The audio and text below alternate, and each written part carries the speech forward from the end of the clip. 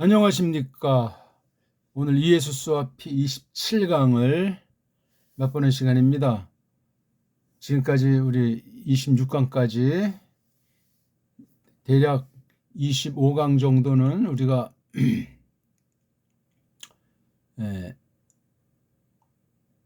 23강 정도를 보통 이제 그 피로 말미암은 구속 그 자체의 포인트를 뒀다면 대략 24강부터는 이제 삼위일체 처지에서 예수스 그리스도스께서 제2위신으로 어떤 그 신인이 되신 그 사실을 통해서 이제 좀 더 좁혀서 이름 계시, 예수스라는 이런 이름 계시를 이제 26강부터 또 이렇게 지금 설명하고 있는 중이에요. 그러니까 성경을 읽을 적에 성경에 담긴 그 특별 계시로서 구속 계시로서 예수스 그리스도스 그 이름을 통해서 나타내신 것들을 잘 깨닫는 것이 그 피로 말미암은 구속을 똑바로 깨닫는데 아주 직결하는 문제라는 것을 우리가 아는 것이 중요하겠습니다. 아무튼 뭐 오늘 도tum을 이예수스 이름 계시 흐름에 이예수스라는 이름 계시 공부 요거 하나만은 아닐 터 많이 있는데 이런 이름 계시가 구속 역사 가운데 성경 기록을 통해서 어떻게 쭉 처음부터 마지막까지 창세기부터 계시록까지 흐르면서 자기 계시로서 어떻게 우리에게 나타내시는가 하는 것을 살피자 그런 말이에요. 그래서 일단 창세기, 계시록 한 절씩 처음 책과 끝 책을 놓고 이렇게 정리를 해봤습니다. 자, 한번 먼저 창세기 3장 15절. 창세기는 마구잡이로 해석하기 참 간단치 않고 기존 어떤 틀에 박힌 그런 공식과 같이 굳어진 그런 터에 머물 수도 없고 섣불리 상상의 날개를 펴서도 되지 않는데 아무튼 굉장히 중요해요. 굉장히 중요한 면에 비해서 창세기 3장 기록은 매우 저조한 상태, 잘 건드리지 못하는 상태, 그런 희한한 일이 전개되는 사실을 주목해야 할 것 같습니다. 자, 한번 읽어볼까요? 이건 이제 14절과 관련되기 때문에 그래요. 나하슈에게 뱀이라고 번역하는 것보다 나하슈라고 하는 게 좋을지 모르겠어요. 아무튼 에이바 아시트 베이느카 우베인 하이샤 우베인 자르아카 우베인 자르아흐 후 예슈프카 로슈 부 아타 투스페누 아케브. 아주 재밌게 둘씩 대비해가지고 잘 적어놨어요. 제일 앞에 에이바 원수 미워함 이게 이제 앞에 있고 이제 동사 내가 놓게 하겠다. 시트 두게 하겠다. 1차 너 즉 나하시랑 이샤 사이에 그러니까 이게 이거 한 번으로 끝난 것이 아니고 이샤가 숨을 거두는 그때까지 계속되는 거예요. 그러니까 애 낳은 거부터 해서 쭉 애 걔네들만 낳겠습니까? 성경을 자세히 읽어볼 필요가 있는데 아무튼 일평생 계속 이러한 대결이라고 할까 굴레라고 할까 이것을 이샤가 벗어난 적이 없습니다. 더군다나 또 메인자르칸 너 남자 이거 지금 뱀한테는 얘기예요. 나하슈의 그 씨 뱀이 그러면 혼을 해서 뭘 낳대는 건가? 그런 건 아니잖아요. 그래서 성경을 해석할 때 이 문자 자체의 뜻과 무엇을 또 빗대서 이른바 비유로 이렇게 강조하려고 다 표시했는가 하는 것을 일목요연하게 알아가는 게 대빵 중요해요. 어떤 개인을 놓고 어떤 사건 가운데 무엇을 지난날 계시를 놓고 또 앞을 내다보는 계시를 이어갈 때 그 당대 처지 가운데서 사람들을 불쌍히 여기시고 또한 불러내민 카하린 성도들의 모임 필요갑주고 사신 에클레시아를 놓고 어떻게 진전시키겠다는 것인가 하는 것을 놓고 기록자들을 통해 여러 가지로 표현해서 설명하고 정리하도록 하고 있습니다. 너무너무 중요한 거예요.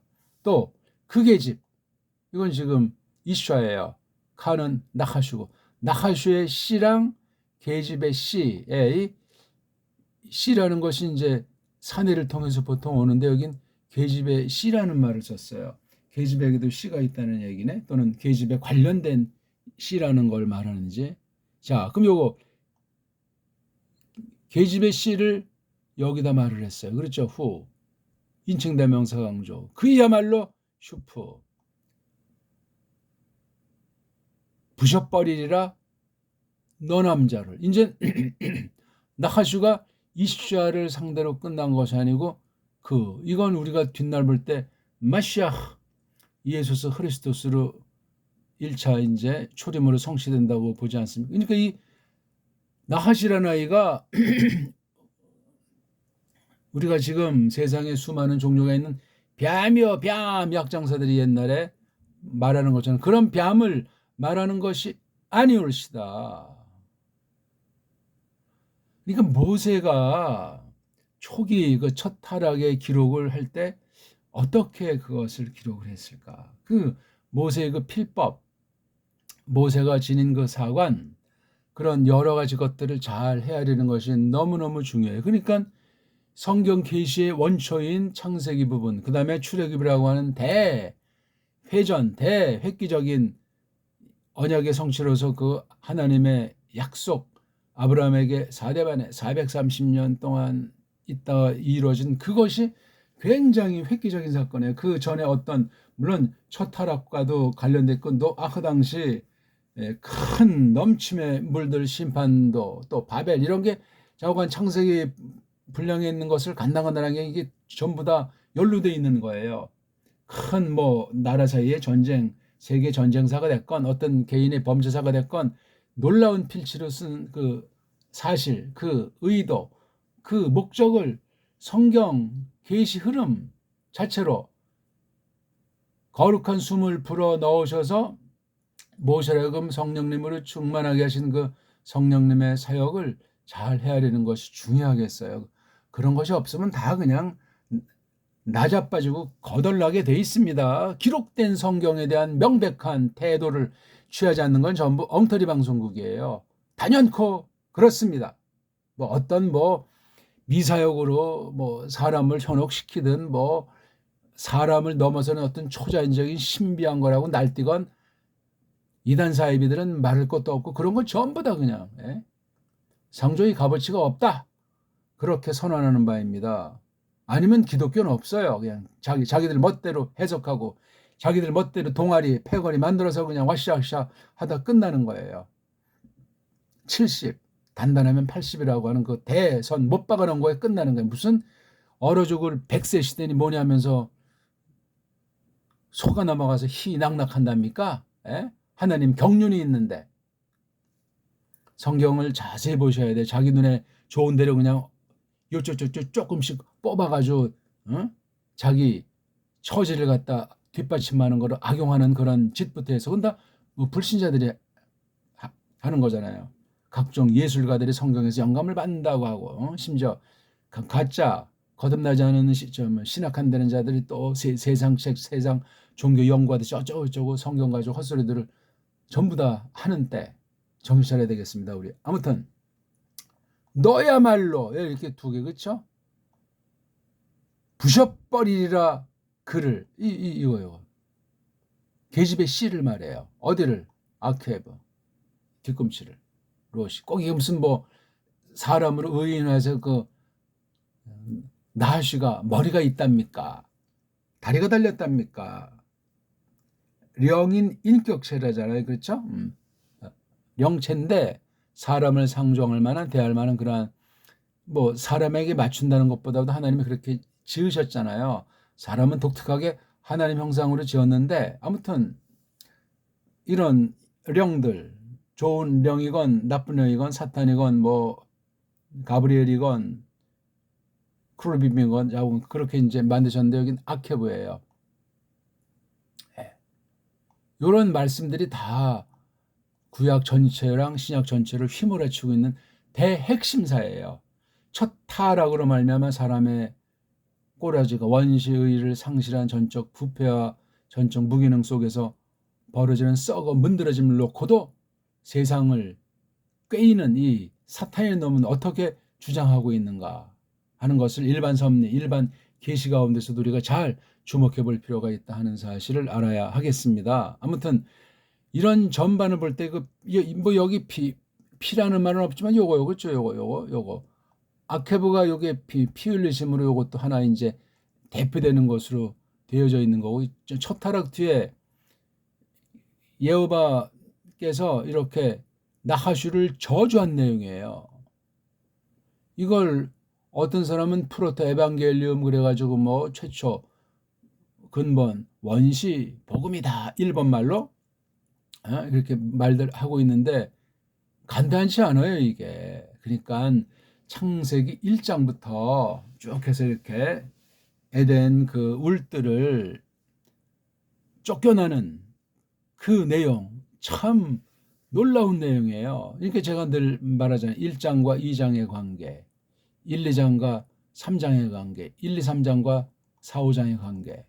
이제 6장부터 이제 10장까지는 노아흐 당시에 박살나는 거 나오고, 11장에 바벨 나오고, 12장에 아브라함이 등장해서 본격적인 역사 내용으로 모세가 기록을 한 거예요. 그 전에 얼마만한 계시 기록이 분량이 있었는지 우리는 알 수가 없어요. 근데 무슨 이렇게 쫙쫙 이렇게 잘랐잖아요.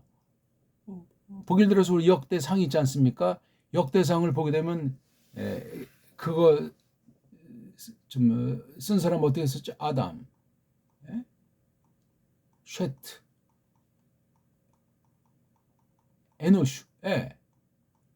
야, 이게 쭉 해서 그냥 거기 뭐 역대상 거의 전반부는 그냥 한마디로 사람 이름들이야. 물론 종류로 딱 갈라가지고 지파별로도 가로해서 뭐 다윗에서 이렇게 쫙 해가지고 다윗 왕국사를 중심으로 이제 쭉 역대하까지 서술해 나간 매우 아주 독특한 후기 말라기 뭐 직전인지 하면 뭐 아무튼 그 어간인지 또는 최종인지 그 역대하라고 이름 붙인 사람들이 이름 붙인 마지막 기록 계시가 놀랍습니다. 그건 그렇게 했어요. 이건 처음 기록을 출애굽이라고 하는 것 뒤에 전체를 엮어서 이렇게 쓴 게 뭐 저 토라의 첫 번째 덩어리, 이른바 창세기라고 사람들이 이름 붙인 그 첫 번째 부분, 출애굽 역사 직전까지 전체를 이렇게 묶어가지고 뭐 권을 자르든 그냥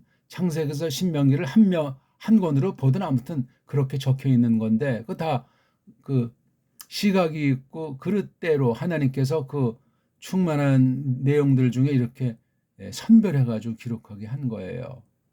대단합니다. 아무튼 그러니까 모세가 어떤 사람이고 어떻게 기록을 했고 선대 계시관이 어떠하며 당대 40년사를 쫙 수놓고 또다시 해석한 그 다섯 번째 덩어리인 신명기는 굉장히 중요해요. 그러니까 첫 번째 덩어리 창세기 부분과 마지막 덩어리 신명기 부분이 관통해야 돼요.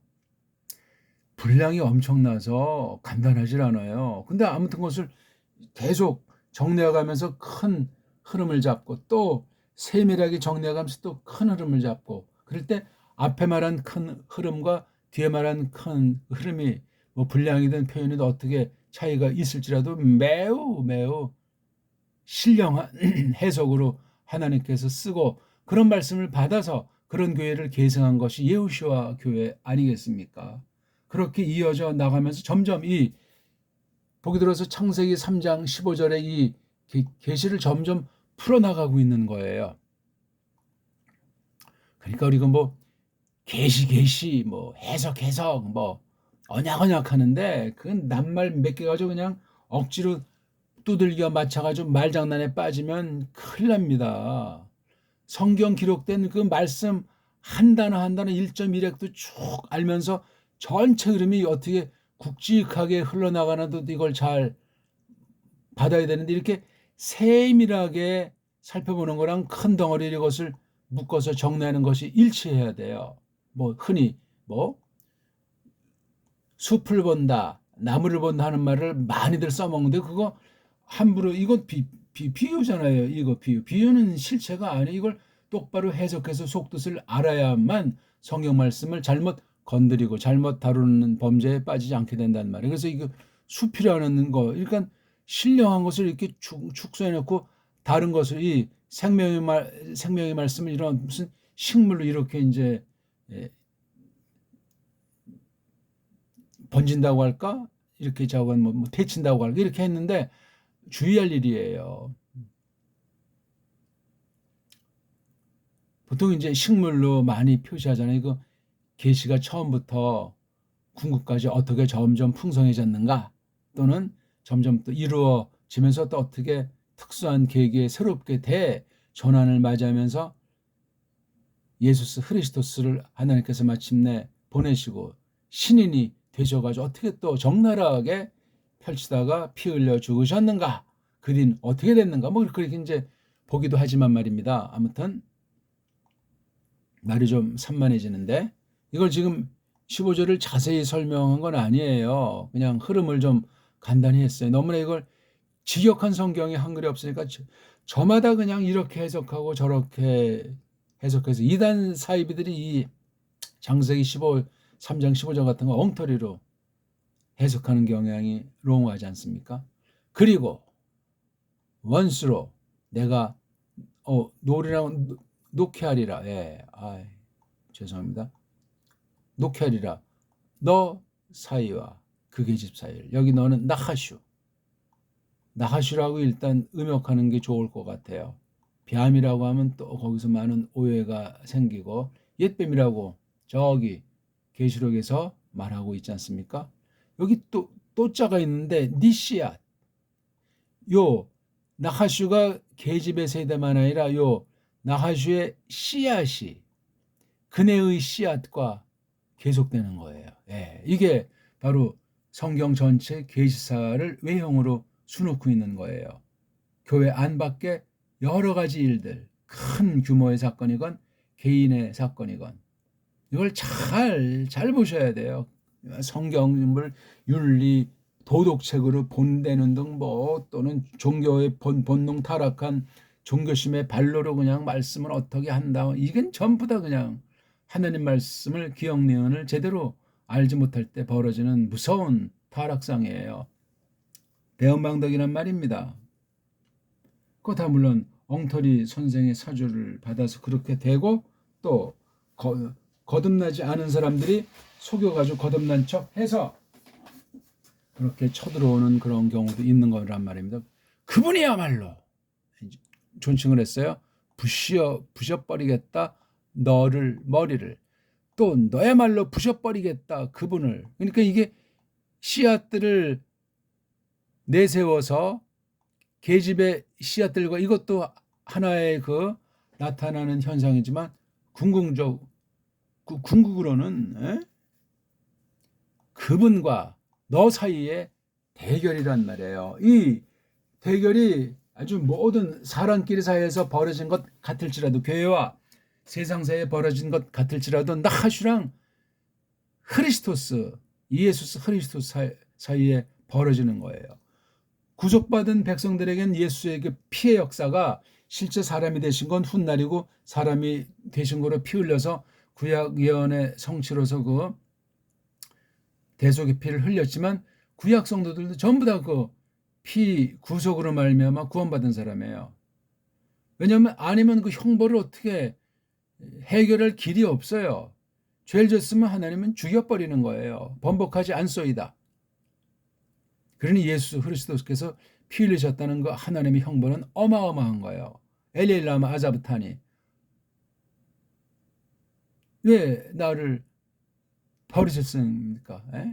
내 힘이시여 엘리엘리 라마 우째 아자브타니, 나를 저버리셨사이까, 나를 떠나셨나이까. 그 흑암의 캄캄 속에서 12시부터 3시 사이에, 이야, 그거 쇼하는 것이 아니고 어마어마한 거예요. 그 피 그러는데 그런 예수스의 그 환란, 찌들림의 극치, 온 천하가 그냥 시컴 속에 다 덮이는, 그건 정말 장엄한 계시예요. 장엄한 계시.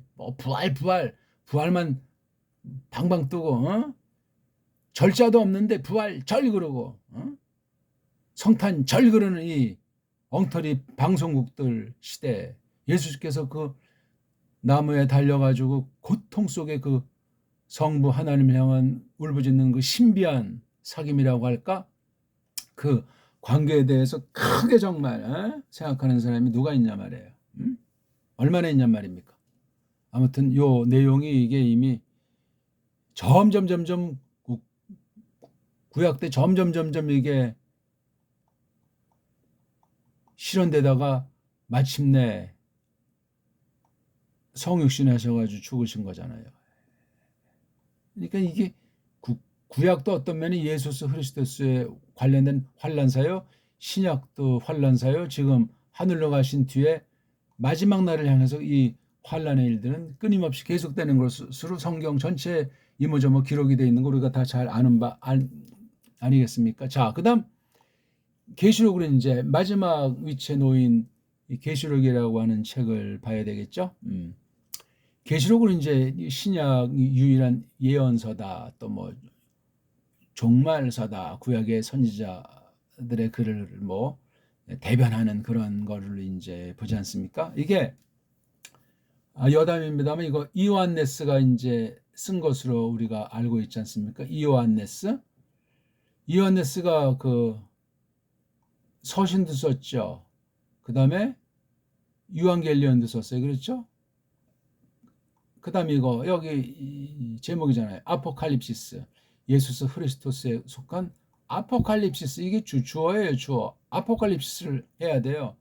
누구 건데 뭐랑 관련된 건데 예수 그리스도스랑 관련된 아포칼립시스 이거예요. 그러니까 개인으로 볼 때 서신, 복음, 이제 복음서를 제일 먼저 놨죠. 복음, 서신. 그다음 이게 마지막 세 번째 덩어리인데 이건 크게 종말에 대한 거잖아요. 종말. 물론 서신들이나 유한결론도 다 이게 종말에 대한 것이 구약을 비춰볼 때 강렬한 거예요. 근데 계시록은 더욱 더 강렬하단 말이에요. 이게 신약 어떤 기록자들 페트로스도 이제 1서, 2서가 있지 않습니까? 전서, 후서가 있는데 전서는 전서대로 특징이 있고 뒤에 거는 종말에 대한 거예요. 그렇게 보셔야 돼요. 그러니까 구약이 예언이라면 신약은 종말의 종말.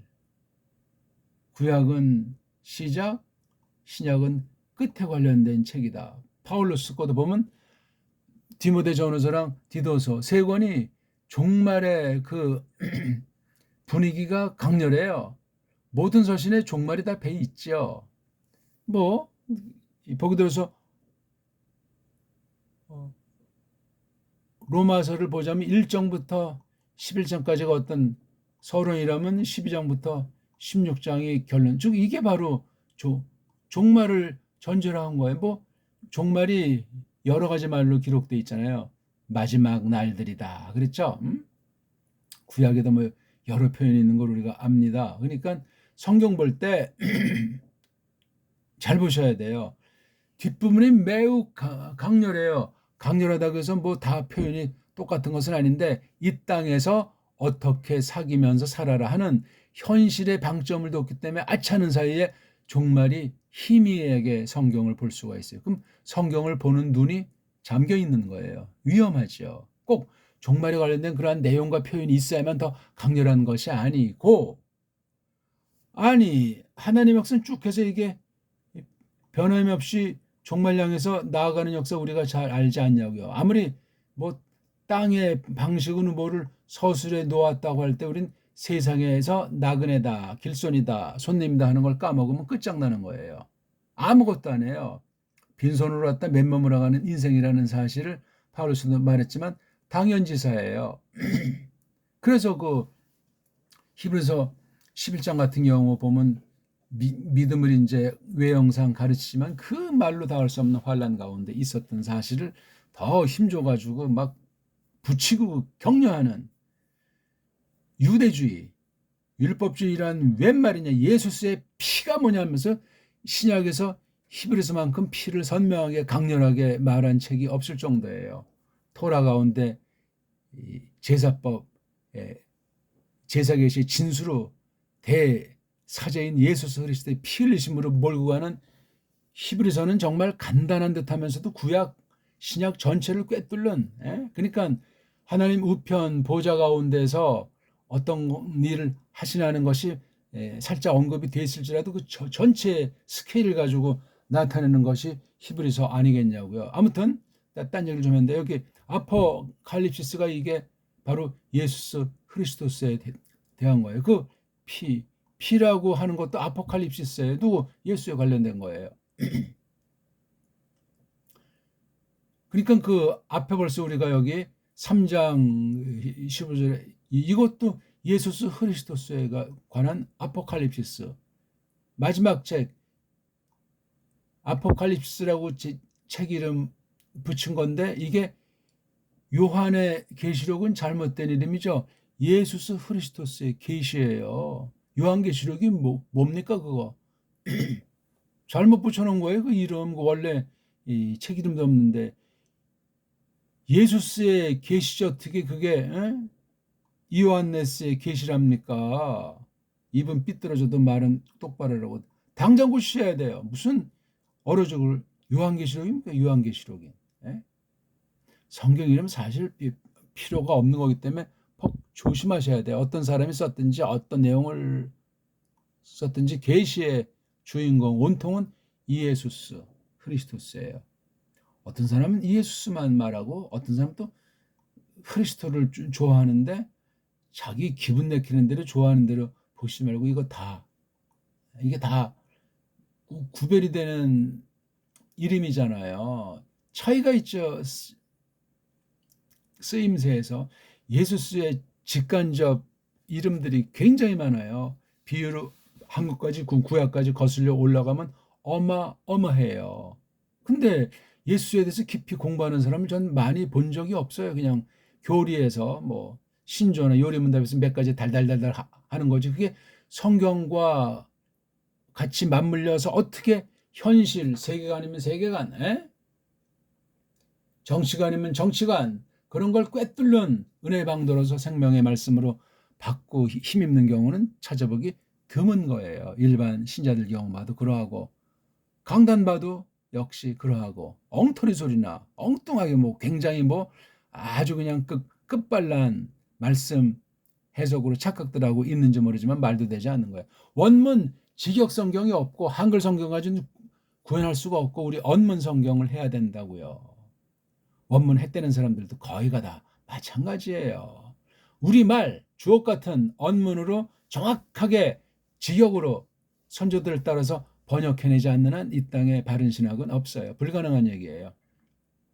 그러면 예수의 그 피라고 하는 구속 역사에 대한 자각이 없는 거예요. 성경은 예수 그리스도께서 우리를 건지시기 위해서 오셨다는 것이 이게 이예수스란 이름 뜻이잖아요. 이건 구약에 예언된 대로 신약 표기를 이렇게 한 거예요.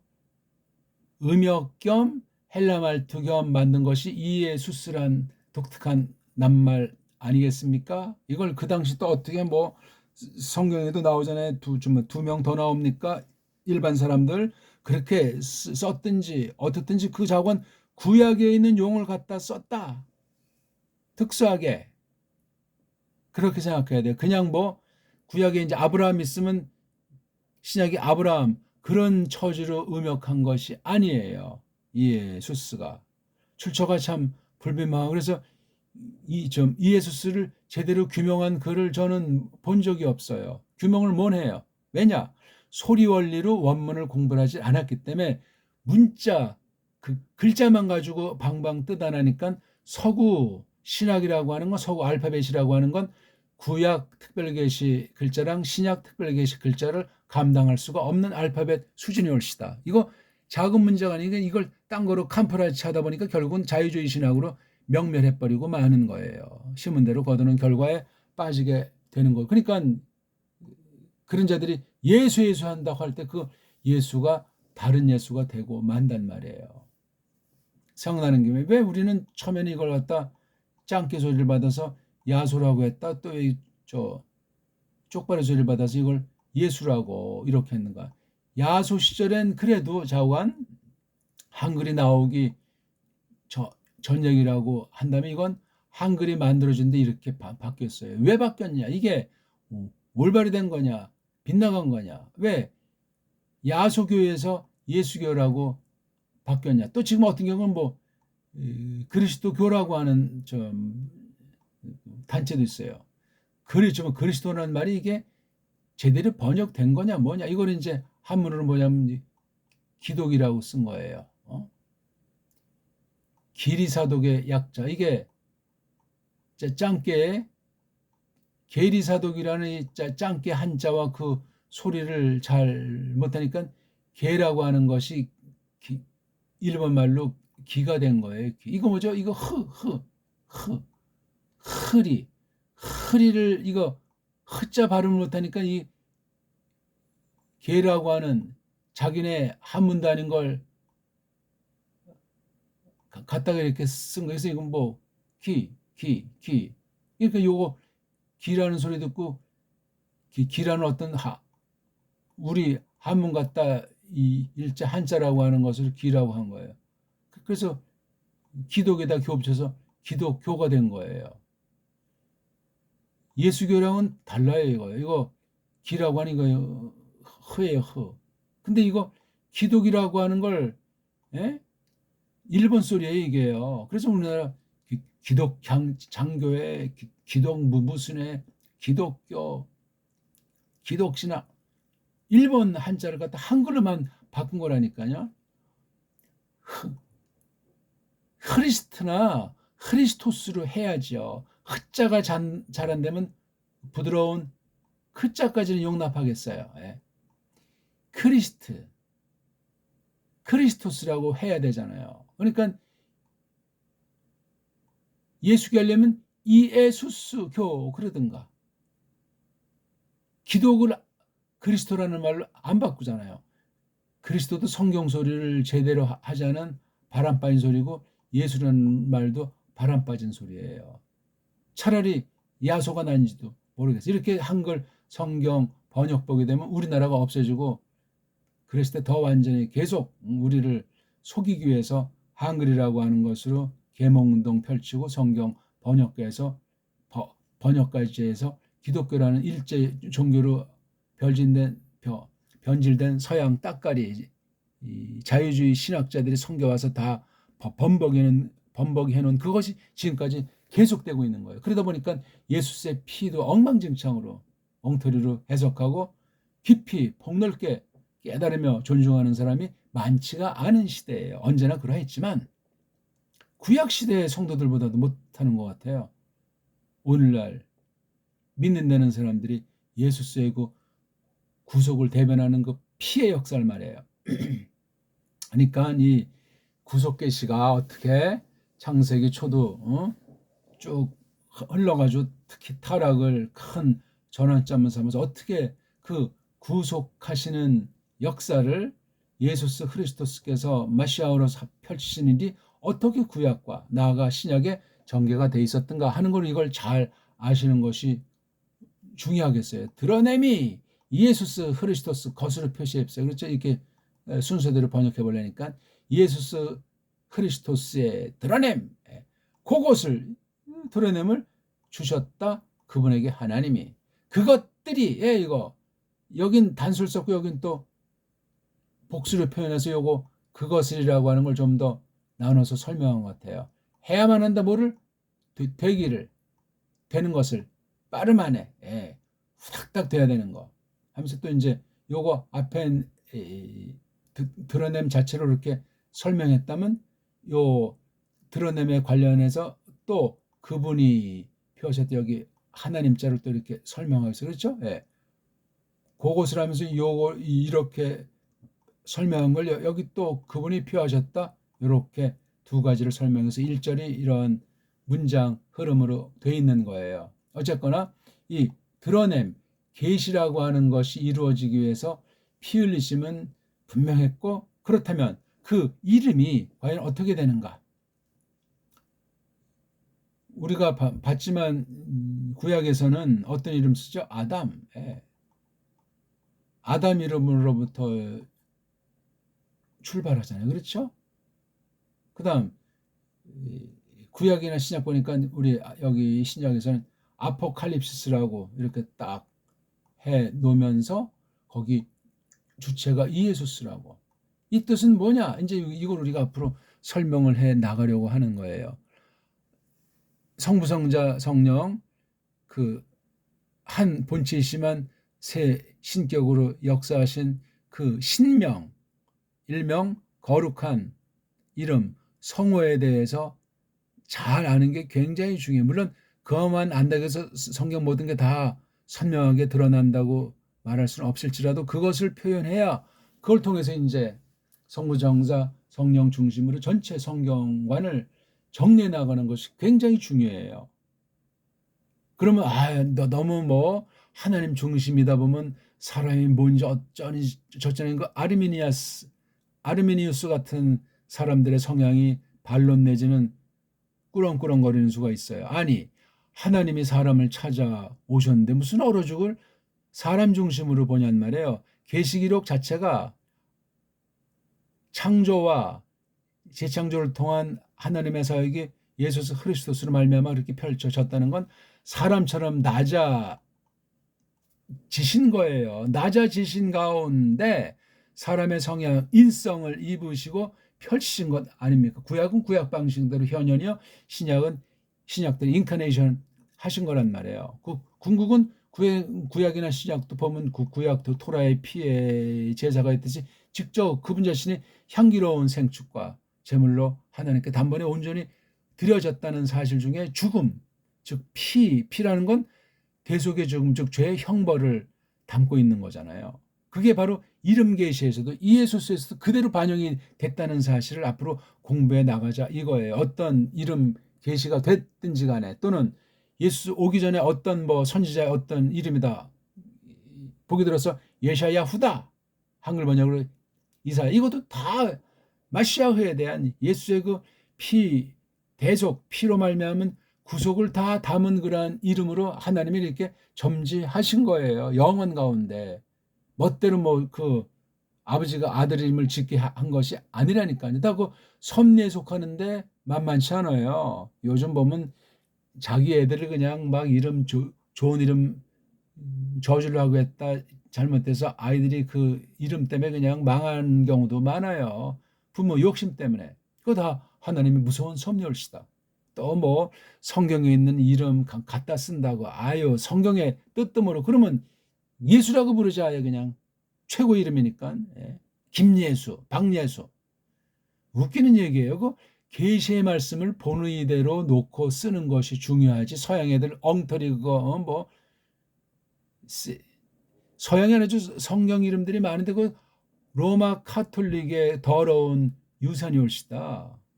정말 개혁을 했다면 그걸 쓰면 안 되는데 쓰고 있잖아요. 그건 문자가 망가졌을 때 소리랑 뭐 이것이 안 맞으니까 어찌할 수 없는 것이 서양 알파벳 현실은 우리는 최고의 문자 언문 정도가 아니고 한문까지 있는데 성은 하나요. 이름은 두 개가 지금은 이제 기본으로 확립돼 있지만 옛날에 뭐 더 종족에 따라서는 뭐 이 이름이 긴 이름도 있었다고 하지만 아무튼 그런 이름 짓는 데서도 벌써 계시관이 어떤 현주소냐 하는 게 그렇게 나타날 수밖에 없으니 주의하셔야 돼요.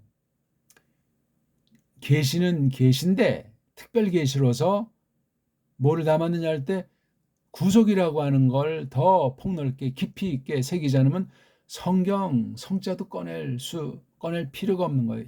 일반 책이랑 세상 우상 종교 경전이랑 아무런 차별이 되질 않아요. 그러니까 교묘한 인본주의들이 항상 쓴뿌리처럼 정통교회에서 머리를 디밀고 헛소리들을 하는 것이 계속되고 현재 한국도 그런 헛소리들이 개신교 150년 200년 사 가운데 계속해서 나타나고 있어요. 벌떼같이 어떤 뭐 큰 교단을 자처하기도 하고 종교 연합으로 확대돼 가지고 세상 그냥 종교 통합 놀이개에 그냥 빠져버리고 WCC 같은 건 개신교끼리 어쩌고저쩌고 하면서 결국은 로마주의에 갖다 바치는 짓들을 하는 것 아닙니까? 이건 예수의 피를 갖다 정면으로 부정하는 무서운 행위다 하는 것쯤은 조금 진리를 알고 고민하는 사람 다 맞장구 칠 그러한 표현이 아니겠습니까? 어쨌거나 시간이 많이 갔는데요. 앞으로 이제 조곤조곤 이 이름 계시 이에수스부터 이제 출발해가지고 여기 창세기부터 해서 계시록까지 가득 차 있다는 사실을 우리가 이 모양 저 모양 이렇게 저렇게 여러 부분과 여러 모양 방식으로 계시하신 그 솜씨, 그 중추인 하나님 백성들의 구속을 통해서 하나님 자신의 영광을 나타내시는 자기 계시로서의 구속이라고 하는 걸 잘 깊이 있게 헤아려 나가는 것이 중요하겠습니다. 오늘은 어떠셨습니까? 이에수스 이름 계시 흐름을 아담부터 해가지고 아포칼립스라는 그 어떤 대표되는 말까지 조금밖에 설명을 못했는데 이 이름 계시가 어떻게 초두부터 마지막까지 여러 방식으로 여러 형태로 여러 사건 계시와 또한 기록을 통한 설명 계시로 말미암아 큰 거룩한 계시 역사의 과정을 통해서 어떻게 풍요롭게 분명하게 우리 심금을 울리고 우리 영을 새롭게 주시는가 은혜 방도로서 우리 예수와 피라는 말씀을 잘 깨닫기를 바라겠습니다. 고맙습니다.